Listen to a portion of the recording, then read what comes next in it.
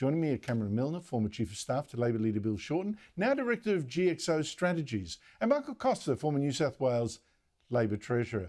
Michael Costa, the growth figures today, what did they tell you? They told me that monetary policy is working, that the Reserve Bank's interest rate hikes over the last 18 months or so are slowing the economy. Look, I find it extraordinary that Jim Chalmers tries to take any credit at all for this. All of the heavy lifting on slowing the economy, and the reason we're slowing the economy, Andrew, of course, is to take the wind out of inflation. You're right to say that, on a per capita basis, those growth figures really don't reflect what people are feeling on a daily basis in terms of the cost of living.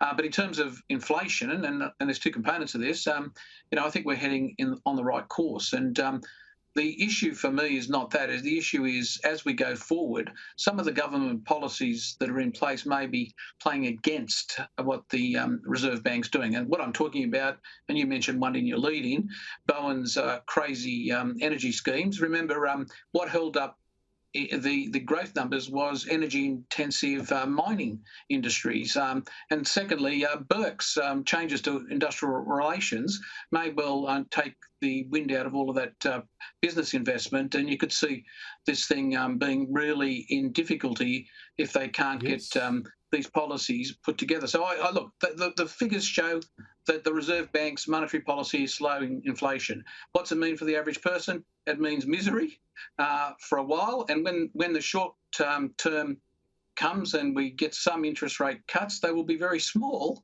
and that pain will be there for years to come. That's the reality of the situation. Yeah, but Cameron Milner, you've got a lot of experience in government on how how to spin these figures, all that kind of stuff. Does this work politically for the government? It's got the mass immigration in. It now can boast, hey, listen, look, we got growth. Other countries don't. And inflation is coming down.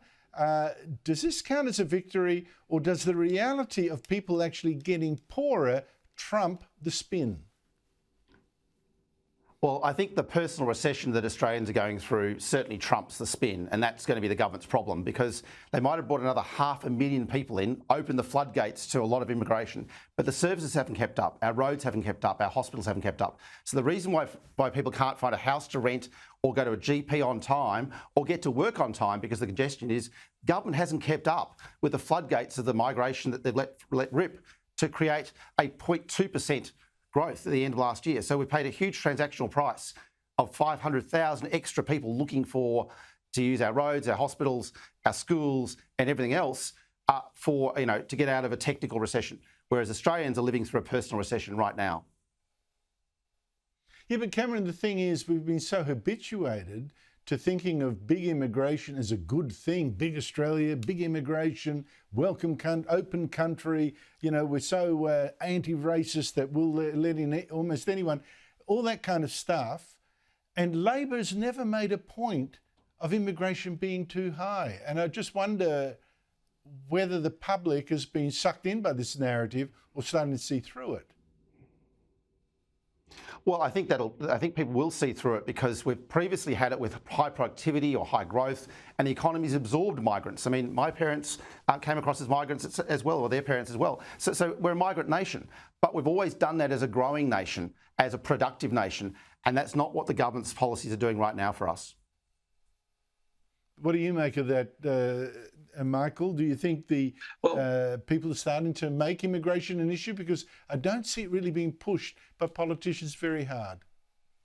Well, Andrew, it is an issue. It's an issue in the housing market. That's where you're seeing it. That 500,000 people, or the 600 that's going to come in next year, feeds straight into the housing market. And that's why this government's stumbling. He can get up today, Chalmers, and take credit for a slow growth. But the bottom line is their housing targets have been blown out of the water. And that is what's impacting on families trying to get into the housing market and their kids, the aspirations of their kids. And I think that's where you're going to see the kickback on this government. It's housing policy. It's a failure. Yeah, I think that's probably correct.